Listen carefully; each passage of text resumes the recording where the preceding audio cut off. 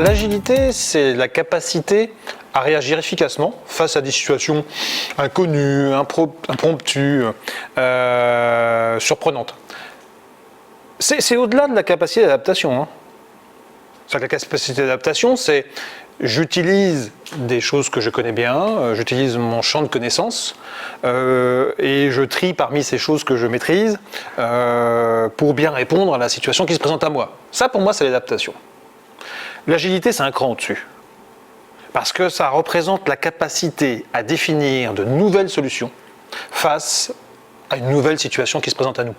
L'agilité, pourquoi est-ce qu'aujourd'hui elle est beaucoup plus importante qu'il y a une génération? Parce que les changements sont beaucoup plus nombreux et vont à une vitesse telle que c'est au niveau de l'opérationnalité qu'il faut faire preuve de célérité, de vitesse et de créativité. L'agilité répond complètement à ces besoins. Sur quoi repose l'agilité? D'abord, évidemment, un minimum de connaissances et d'expérience, parce qu'il faut être capable de s'appuyer sur un minimum d'expertise pour apporter une bonne réponse, ça c'est clair. Mais le principal n'est pas là, le principal il est dans la capacité à créer, à innover. Qu'est-ce qui libère la créativité? La première chose, c'est le fait que j'ai un vrai pouvoir de décision. C'est-à-dire, qu'est-ce qui fait que je vais oser innover? C'est que je sais que je suis 100% libre de décider dans ce périmètre sur lequel je dois agir. Le deuxième facteur, c'est le droit à l'erreur. Oui, qu'est-ce qui fait que je vais oser entreprendre? Qu'est-ce qui fait que je vais oser innover? C'est que j'ai pas peur de me planter. De toute façon, soit ça fonctionne, soit je vais d'autant plus apprendre, d'autant mieux apprendre comment mieux faire la prochaine fois. Ça repose aussi, la capacité d'innovation, sur une bonne opinion de soi-même, l'estime de soi. Oui, pas du moment où je suis en confiance, parce que vous savez que l'estime de soi, c'est quand même la base de la confiance en soi, pas du moment où j'ai une bonne image de mes capacités, j'en doute pas, en n'en doutant pas, j'ose innover. Autrement dit, si on fait une petite synthèse là, si je suis libre de décider, si j'ai le droit de me planter, si j'ai une bonne image de mes capacités, on a les ingrédients qui vont permettre de développer l'agilité. Mais prenons un peu de recul. C'est pas du tout notre culture managériale. Notre culture managériale, c'est quoi? On attend que le chef valide. On attend que les priorités soient définies. On met plus en avant mes besoins de progresser que mes valeurs ajoutées.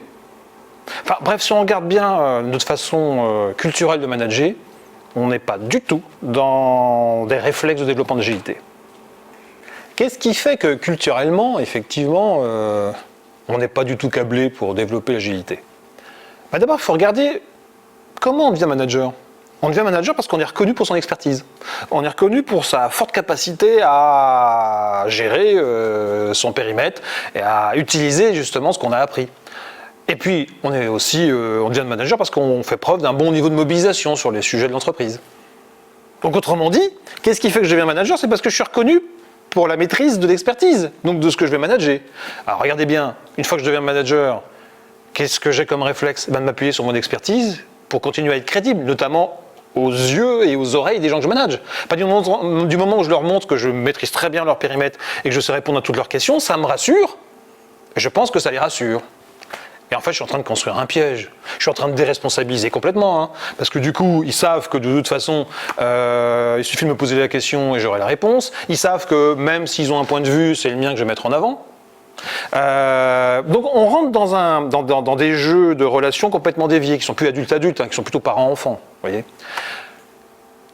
Alors c'est vrai qu'on se dit, c'est quoi le rôle du manager alors dans ce développement d'agilité? Il n'est plus du tout sur le comment.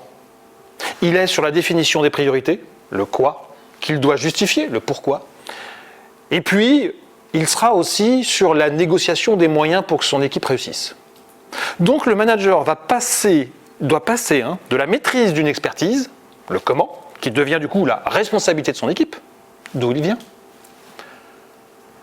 Il doit passer à la responsabilité du quoi, pourquoi.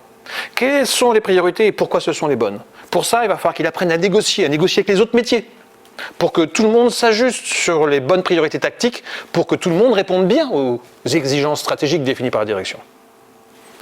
Et puis ensuite, son équipe 100% libéré sur être force de proposition des bonnes solutions, va décrire les moyens dont elle a besoin pour réussir. Et là, le manager, bien sûr, va challenger tous ces moyens qu'on va lui demander. Et puis, une fois qu'il aura bien ciblé ce qui est vraiment nécessaire, il va falloir qu'il négocie. Bref, on va passer de la maîtrise de l'expertise à la maîtrise de la négociation. Pas du tout notre culture. Pourquoi développer l'agilité ? Parce que tout le monde est gagnant. Je vais commencer par l'entreprise. L'entreprise, on va finir par une grande conclusion, va encore plus tirer profit de la ressource. Oui, les ressources humaines réunies vont être beaucoup plus productives, plus satisfaisantes, développer plus de créativité, enfin bref, pour le même coût, on s'enrichit beaucoup plus. Donc vous voyez, au niveau de l'actionnariat, c'est plutôt intéressant. Bon, on va maintenant quand même partir sur tous les niveaux de gains. Au niveau de l'ensemble des salariés, on est dans un mode de fonctionnement qui booste la créativité. Donc on tire pleinement profit d'intelligence individuelle, qui stimule l'intelligence collective, ça c'est clair. Donc ça permet de encore plus tirer profit de tout ce que les individus peuvent apporter de par leur expérience et leur connaissance. Ça entretient aussi fortement les motivations. Oui, souvenez-vous que dans une organisation dite agile, où l'agilité est présente à tous les niveaux, j'ai un territoire où j'ai 100% de pouvoir de décision. Vous allez me dire, oui, en quoi ça entretient la motivation ? Souvenons-nous que l'entreprise, c'est un monde de contraintes. On ne choisit pas avec qui on bosse. On ne choisit pas les moyens qu'on a pour travailler. On choisit à peine les objectifs qu'on doit atteindre. Et là, j'ai un territoire, qui est mon territoire d'expertise, sur lequel j'ai 100% de pouvoir de décision. Et ça renforce l'intérêt, ça renforce la curiosité. Chaque jour est une nouvelle surprise parce que je vais m'autoriser à tester des choses pour satisfaire au mieux ce qu'on attend de moi. Les managers sont évidemment gagnants. D'abord parce qu'ils vont se placer à une vraie hauteur de vue. Ils vont se placer à leur niveau de gestion. Les managers vont vraiment être placés dans ce qu'on attend d'eux, c'est-à-dire définir les bonnes priorités, les valoriser, les défendre et aller ensuite négocier les moyens pour les réussir. Ça les amène à acquérir de nouvelles compétences, à avoir une autre position plus transversale dans l'ensemble des activités de l'entreprise. Donc on les booste, on les développe et on leur permet d'ouvrir de nouvelles portes, aussi bien au niveau compétences que carrière. L'entreprise, vous l'avez compris, est forcément gagnante. Plus de créativité. Les indicateurs RH, d'ailleurs, sont les premiers à favorablement bouger. Beaucoup moins de turnover. Beaucoup plus d'évolution transversale d'ailleurs, d'évolution professionnelle, d'évolution de carrière qui ont tendance à être transversale, mais aussi du coup ça ouvre plus facilement la porte à vouloir être manager parce que là il y a une vraie différence de posture. Être manager devient une fonction qui est clairement perçue comme d'autres missions, un autre type de métier avec ses propres responsabilités. L'entreprise est gagnante aussi parce que elle a une organisation stabilisée, mature, rassurante, où chaque niveau de management est clairement à sa place. La direction définit les orientations stratégiques, les managers définissent les choix tactiques, les opérationnels définissent les moyens de satisfaire au quotidien ce qu'on attend d'eux. Une des raisons aussi qui pousse à développer l'agilité au travail, c'est en fait de travailler sur les risques psychosociaux. C'est bizarre ce que je vais vous dire, mais nous travaillons depuis longtemps nous, sur les risques psychosociaux et on a constaté, en fait, c'est vraiment le hasard qui nous a amené à constater que le travail sur l'agilité avait des conséquences extrêmement favorables sur le développement du confort au travail et justement la baisse de tous les facteurs de risques psychosociaux. Pourquoi ? D'abord, beaucoup moins de conflits entre les différents métiers, entre les différentes zones de responsabilité. Oui, effectivement, les managers sont dans des rituels d'ajustement des priorités. Donc avant d'envoyer les troupes au front, les managers prennent soin de bien s'ajuster sur les bonnes priorités tactiques pour répondre aux orientations stratégiques. Donc on diminue les risques d'achoppement, de confrontation, de conflits dits conflits d'intérêts. Évidemment, à partir du moment où vous avez l'ensemble des salariés qui a clairement son périmètre de responsabilité défini, il ne se disperse pas. Il centre beaucoup mieux son énergie sur son essentiel qui est beaucoup plus clair pour lui.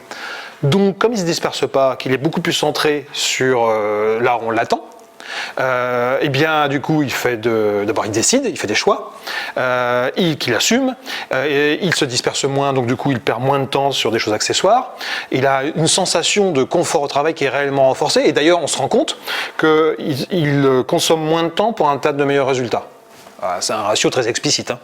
L'autre facteur aussi qui montre qu'on agit vraiment sur le confort au travail, c'est que comme chacun est plus libre d'oser innover, eh bien, il y a plein d'innovations du quotidien dans la façon d'organiser le travail, de passer l'information, de mettre en place certains processus qui sont en évolution permanente et qui du coup vont dans le sens du développement du confort au quotidien. Voilà, je pourrais en parler pendant des heures, mais c'est juste pour vous dire que à partir du moment où on fait ce pas de mettre en place des organisations pleines d'agilité, on fait aussi le pas vers le renforcement du confort au travail et une large diminution des facteurs de risques psychosociaux.